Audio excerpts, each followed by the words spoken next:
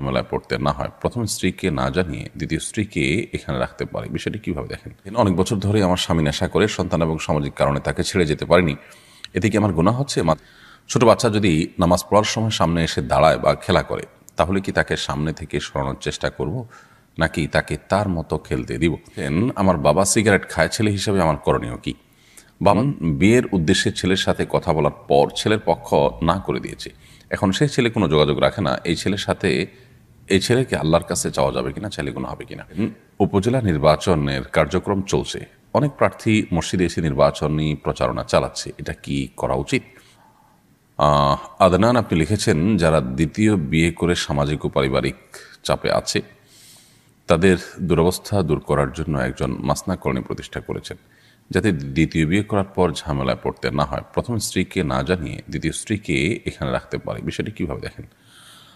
ভাই আদনান, বিষয়টি আমাদের চোখে পড়েছে এবং সোশ্যাল মিডিয়াতে এটা নিয়ে নানা আলোচনা পর্যালোচনাও চলছে।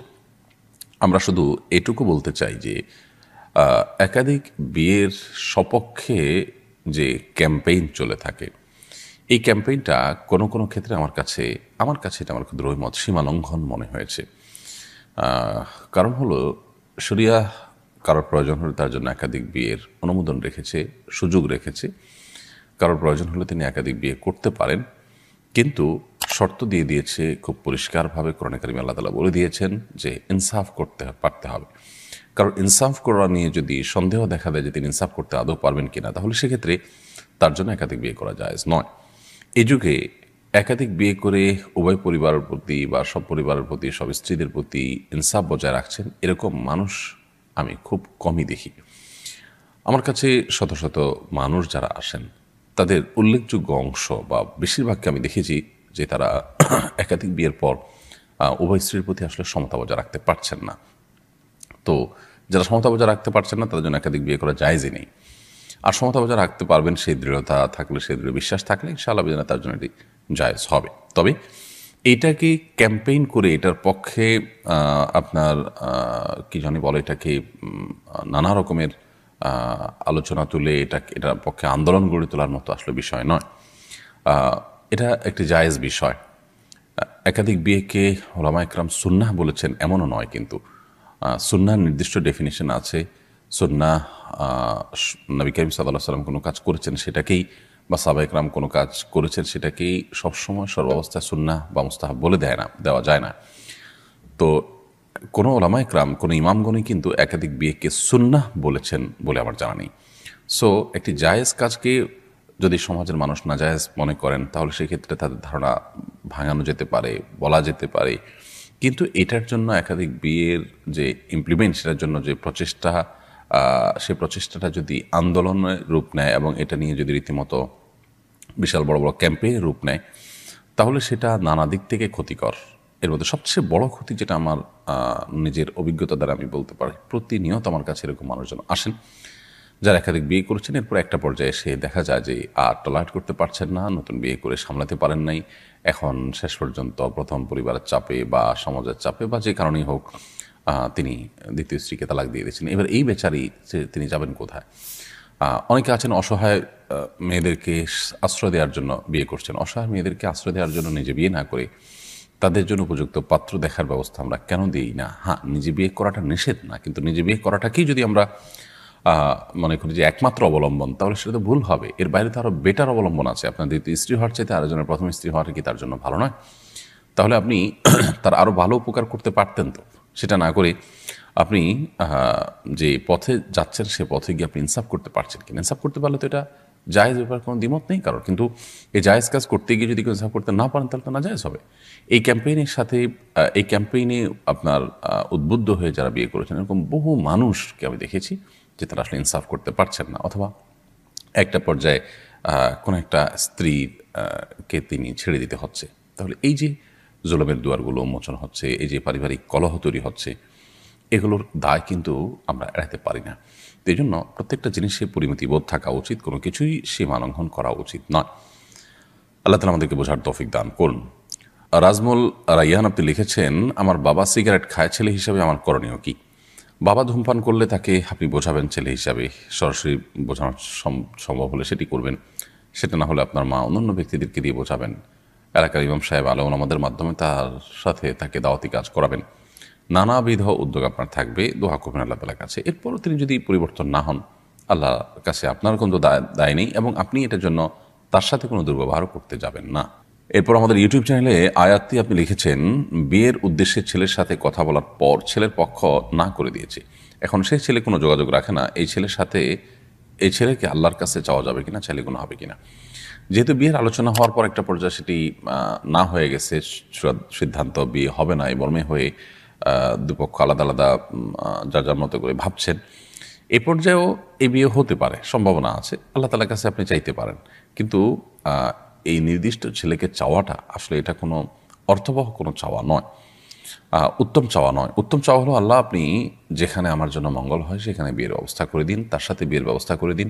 এই জায়গায় যদি মঙ্গল হয়, আল্লাহ আপনি আমাকে এখানে এই জায়গায় এই লোকের সাথে বিয়ের ব্যবস্থা করে দিন, এভাবে দোয়া করা যেতে পারে। কিন্তু এর বাইরে আসলে আপনি যদি নির্দিষ্ট করে শুধু এই লোকটাকেই চান, তো এই চাওয়াটা যথাযথ চাওয়া নয়। কারণ আপনি যাকে মনে করছেন তাকে পেলে আপনার ভালো হবে, তাকে পেলে ভালো আপনার নাও হতে পারে। এই জন্য আল্লাহ সুবহানাহু ওয়া তাআলার কাছে এ জাতীয় ক্ষেত্রে ব্যক্তিকে নির্দিষ্ট না করে বরং যদি কল্যাণ হয় তাহলে আল্লাহ আপনি আমার জন্য সহজ করে দিন, এইভাবে দোয়া করাটাই হলো সুন্নাহ এবং উত্তম। নাইম মাওলা আপনি লিখেছেন, উপজেলা নির্বাচনের কার্যক্রম চলছে, অনেক প্রার্থী মসজিদে এসে নির্বাচনী প্রচারণা চালাচ্ছে, এটা কি করা উচিত? মসজিদে এসে নির্বাচনী কার্যক্রম চালানোর কোনো সুযোগ নেই, কারণ এখন আমাদের গণতান্ত্রিক নির্বাচনে যারা নির্বাচিত হচ্ছেন এটা তাদের একান্তই পার্থিব একটি বিষয়, এখানে পারলৌকিক কোনো বিষয় খুব একটা নেই বললেই চলে।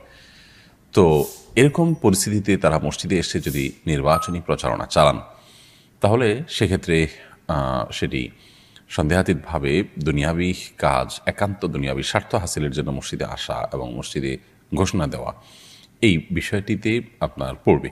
আর সেটি নিষিদ্ধ। আপনারা জানেন যে মসজিদে হারানো জিনিসের ঘোষণা পর্যন্ত করা পরিষ্কারভাবে হাদিসে নিষিদ্ধ। তো সেখানে আপনি মসজিদে এসে মানুষদের কাছে অন্য জিনিস চাইলেন, এটা জায়েজ হতে পারে না। এই জন্যই তো কোনো ভিক্ষুক মসজিদে দাঁড়িয়ে ভিক্ষা করার পরেও নিষেধাজ্ঞা রয়েছে। তিনি মসজিদের বাইরে দাঁড়াতে পারেন, মানুষের কাছে চাইতে পারেন, কিন্তু মসজিদের ভিতরে নয়, কারণ মসজিদকে এটাকে উপার্জনের জায়গা বানানো উচিত নয়। এরপর ইউজার ইউটিউব আইডি থেকে আপনি লিখেছেন, অনেক বছর ধরে আমার স্বামী নেশা করে, সন্তান এবং সামাজিক কারণে তাকে ছেড়ে যেতে পারিনি, এতে কি আমার গুনাহ হচ্ছে? মাঝে মাঝে তার সাথে অনেক খারাপ ব্যবহার করি, তার স্বভাবের কারণে, আমার কি করণীয় জানাবেন? দেখুন, প্রথম কথা হলো যে কোনো স্বামী যদি নেশাগ্রস্ত হন অথবা খারাপ কোনো কাজ করেন, বদভ্যাসে থাকেন, গুনাহে লিপ্ত থাকেন, তাকে সংশোধনের চেষ্টা তো একজন স্ত্রী অবশ্যই করবেন, নেককার স্ত্রী। কিন্তু চেষ্টা করেও যদি তিনি ব্যর্থ হন, কোনোভাবে তাকে সংশোধন করতে না পারেন এবং আশাও ছেড়ে দেন, তাহলে ওই স্ত্রীর সুযোগ থাকলে তাকে ত্যাগ করে তার কাছ থেকে ডিভোর্স নিয়ে বিকল্প কোনো পথ তার দেখা উচিত। কারণ একজন মন্দ বা খারাপ মানুষের সঙ্গে সারা জীবন কাটানো, তার গুনাহের সহযোগী বা সাক্ষী হওয়া, এটা কোনো বুদ্ধিমান কাজ নয়। তবে যদি আপনার আর্থসামাজিক এবং সার্বিক অবস্থা সেরকম না হয়, তাহলে সেক্ষেত্রে তার গুনাহের জন্য তিনি আল্লাহর কাছে দায়ী থাকবেন, আপনার কোনো দায় থাকবে না। আপনি তাকে দাওয়াতি কাজ করেছেন, সংশোধনের চেষ্টা করেছেন, তবে ডিভোর্সের পর আপনার আসলে বিকল্প কোনো ভালো পথ আপনার নেই, সেই জন্য আপনি যদি ধৈর্য ধরে থাকেন গুনাহ হবে না। তবে সেখানে তার সাথে সংসার করতে গিয়ে যদি তার সাথে ব্যবহার খারাপ করে আপনি গুনাহগার হন, গালিগালাজ করেন, অন্য খারাপ আচরণ করেন, অর্থাৎ যে কাজগুলো করলে আল্লাহর কাছে আপনি গুনাহগার হবেন, সেরকম কিছু হয়, তাহলে সেক্ষেত্রে সেটা আপনার জন্য জায়েজ হবে না। আপনি হয় তার সাথে সংসার করবেন, আর না হলে তার সংসার ছাড়বেন, আর করলে তার ভুল কাজগুলো থেকে তাকে ফিরিয়ে আনার জন্য চেষ্টা করবেন বহুবিধ। কিন্তু তাই বলে চেষ্টা করতে গিয়ে আপনি নিজে গুনাহে লিপ্ত হওয়ার কোনো সুযোগ কিন্তু নেই, সীমা লঙ্ঘন করার কোনো সুযোগ কিন্তু নেই। আল্লাহ সুবহানাহু ওয়া তাআলা কোরআন কারীমে পরিষ্কারভাবে আমাদেরকে নির্দেশনা দিয়েছে, যদি স্বামী স্ত্রী পরস্পর একে অন্যের সাথে সংসার করতে গেলে গুনাহে লিপ্ত হয়ে যাওয়ার আশঙ্কা আছে, সীমা লঙ্ঘন হয়ে যাওয়ার আশঙ্কা আছে, তাহলে সেক্ষেত্রে তাদের জন্য ছাড়াছাড়ির পথ বেছে নিতে হবে। তো এই যে ব্যাপারটা, এখানে আপনাকে নিজেকে নিয়ন্ত্রণ করতে হবে। যদি আপনার জন্য তাকে ছেড়ে যাওয়াটা কঠিন হয় বা তাকে ছেড়ে গেলে আপনার অন্ধকার থাকে সামনে পথ, তাহলে সেক্ষেত্রে আপনি নিজের মতো করে তাকে বোঝাবার চেষ্টা করবেন এবং তার পাপের জন্য সে দায়ী থাকবে, আপনার ইনশাআল্লাহ গুনাহ হবে না। জান্নাতুল ফেরদাউস আপনি লিখেছেন, ছোট বাচ্চা যদি নামাজ পড়ার সময় সামনে এসে দাঁড়ায় বা খেলা করে, তাহলে কি তাকে সামনে থেকে সরানোর চেষ্টা করব, নাকি তাকে তার মতো খেলতে দিব? যদি সে আপনার খুব বেশি ডিস্টার্ব করে, তাহলে সেক্ষেত্রে আলতোভাবে সরাতে পারেন, যাতে আমলে কাসির না হয়, অর্থাৎ আপনি সরাতে গিয়ে আবার এত বেশি মুভমেন্ট করলেন যে আমলে কাসির হয়, এরকম যেন না হয়, সেই জিনিসটি খেয়াল করতে হবে। আর যদি সেটা না পারেন, তাহলে বা এত বেশি মুভমেন্ট না হয়, বরং সে যেটা খেলছে সে খুবই হালকা পাতলা খেলছে, এরকম যদি হয় তাহলে সেক্ষেত্রে তাকে তার মতো খেলতে দিবেন। আপনি অযথাই তাকে ধরতে গিয়ে নিজের নামাজের মনোযোগ নষ্ট করা কিংবা নামাজের যে কাইফিয়ত, নামাজের যে আপনার নামাজের যে অবস্থার মধ্যে আপনি আছেন সেটির পরিবর্তন করতে যাবেন, সেটার প্রয়োজন নেই। রফিকুল ইসলাম লিখেছেন,